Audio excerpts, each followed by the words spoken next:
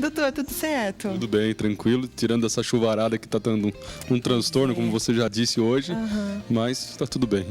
Doutor, esse caso que eu te falei aqui antes da gente começar a conversar, poxa vida, ficou eu e as pessoas estavam em volta, tadinha daquela senhora, ela estava desequilibrada e não tinha como, tinha uma barreira entre nós, assim, não tinha como ir lá, socorrê-la. E também, às vezes, é muito chato você chegar e falar assim, olha, saia daí porque é perigoso que a senhora caia. Às vezes a pessoa fica até constrangida, né?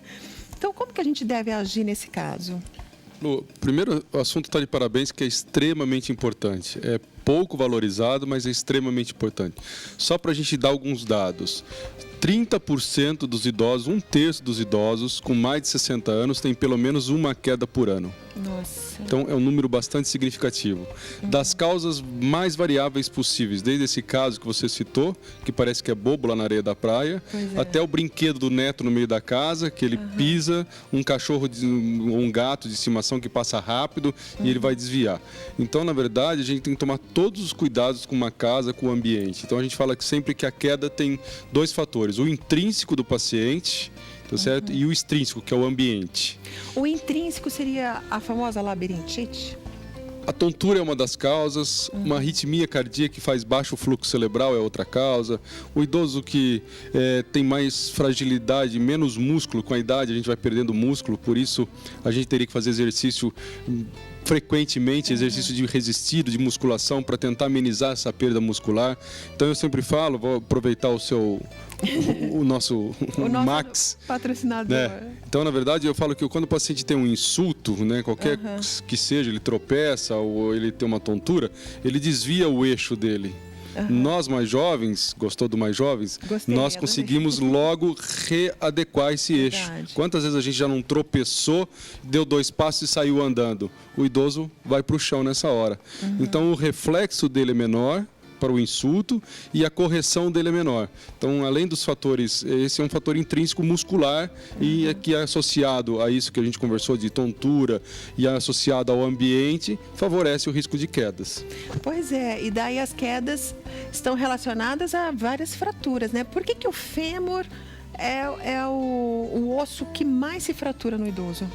Numa faixa mais jovem, tem muita fratura do rádio e da una. É o osso que está no braço aqui, né? Então é o osso que está no braço aqui. Porque vai cair, o paciente apoia o braço ou no chão ou na parede e fratura esses dois ossos.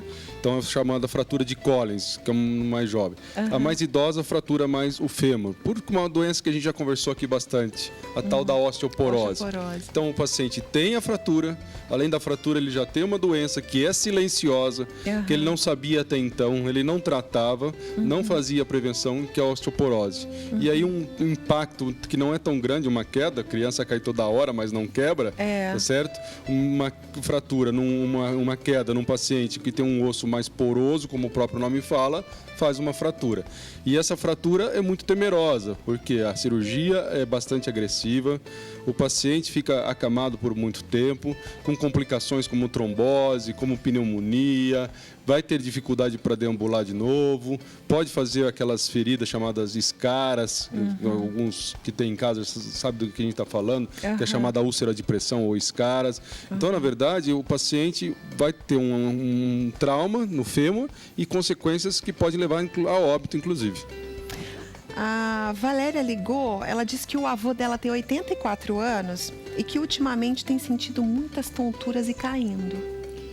Eu queria citar aqui, aproveitar a pergunta da Valéria e lembrar que eu não citei, causas de medicamento. Medicamento muitas vezes são causas de tontura e o paciente acorda porque toma remédio faixa preta para dormir à noite, acorda, a iluminação já não está boa e aí acorda meio embriagado, vamos chamar assim, e aí ele cai. Exatamente porque o reflexo está menor ainda do que o próprio envelhecimento por causa dos remédios. Então ela precisaria avaliar porque a causa no idoso, principalmente nessa faixa etária dos 80 para cima, de tontura é muito variável. Pode ser desde uma pressão que está caindo quando ele levanta, pode ser de uma medicação, pode ser uma arritmia cardíaca, então precisaria avaliar. A tontura tem que ser avaliada e não só chamada de labirintite como um todo, né? Porque pode ser uma causa mais específica. Qual que é a maior recomendação, doutor José? No caso, olha, para quem vai viajar, por exemplo, beira da praia, com a onda vindo e voltando, não é um bom lugar para uma pessoa nessas condições estar, né? Principalmente se tem essa fragilidade, se é um idoso mais frágil, que a gente já vê que é mais debilitado, é bacana, vamos levar a vovó na areia da praia, mas pode ser perigoso, tá certo? Então nós temos que entender como que é a atividade física no dia a dia. Ele está acostumado a fazer um exercício, está tudo tranquilo, o reflexo dele é melhor, mas não está, muito cuidado, alguém sempre segurando. A gente, uma criança pequenininha, a gente não entra na praia segurando na mão? Por que não segurar na mão e segurar no idoso? E se a gente está vendo a vulnerabilidade, veio a primeira onda, que nem vocês estavam olhando, balançou, fica muito mais atento, né? Vamos dar 2 passinhos para trás, se proteger mais dessa onda, evitar risco de quedas. A Linda ligou e disse que o marido dela tem 67 anos e 1 ano atrás caiu, quebrou a perna e pergunta se agora ele pode voltar a fazer caminhadas, exercício. A princípio, sim. Ele deve ter posto uma prótese ou fez uma cirurgia com uma placa. Deve estar tudo normal, pelo que ela coloca. Ele deve estar... Ela disse que ele sente dores. Então, precisaria avaliar isso. Mas, a princípio, pela cirurgia, ele poderia voltar a fazer exercício. Não de alto impacto, mas poderia. E tem que ver se ele está tratando uma osteoporose. Provavelmente, com essa idade, ele fraturou porque ele já tem uma doença de base, que é a osteoporose. Principalmente homem, nessa idade, não deveria ter uma fratura tão cedo, vamos chamar assim. Está muito jovem. Doutor José, o exercício físico, a musculação é importante nesse caso, então, né? Fundamental. Fundamental. Não é importante, é fundamental. Não importa a idade que a pessoa tenha, que esteja nos assistindo. Começar hoje é sempre bem-vindo. Sempre bem-vindo, de preferência, se puder, com um profissional da área especializado. As academias ao ar livre, comparado à musculação, né?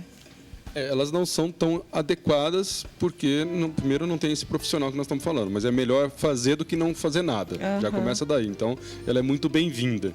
E ela acaba tendo uma resistência em alguns exercícios que eu tenho observado, que é a resistência do próprio corpo, né? Então, é mais um funcional, um exercício funcional, porque eu uso o próprio corpo. Né? O paciente usa o próprio corpo. Então, é melhor do que não fazer nada. Ela tem a utilidade dela, sim. Então, procure uma próxima da sua casa, já começa a se mexer. Se você tem condições de pagar uma academia, procure um profissional para te orientar. Existem vários professores de musculação dentro das academias, professores de ginástica, que podem te ajudar. São profissionais capacitados, que estudam para isso, tá bom, gente? O importante é você começar a mexer essa máquina poderosa chamada seu corpo, para você evitar quedas, né? Não só agora, mas também no futuro, né, doutor? O que não pode acontecer é ficar parado no sofá. Né? A água parada apodrece e nós somos feitos de 60% de água. Então, vamos mexer. Só pode parar no sofá para assistir a gente, tá? Ou então, se você quiser, você compra uma bicicleta ergométrica, assiste a gente pedalando, né, não, doutor? Obrigado, querido. Uma ótima semana. Até a semana que vem.